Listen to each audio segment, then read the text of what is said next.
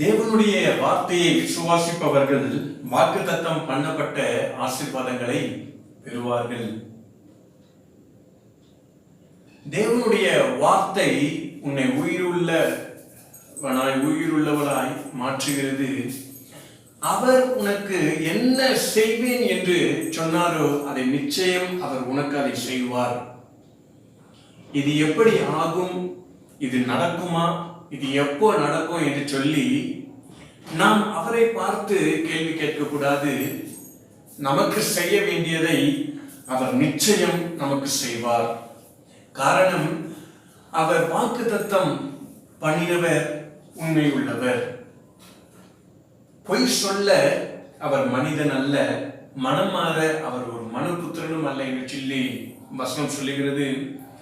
அவருடைய வார்த்தையை அப்படியே நீங்கள் விசுவாசியுங்கள், நீங்கள் ஆசீர்வாதத்தை பெற்றுக்கொள்வீர்கள். ஆமென்.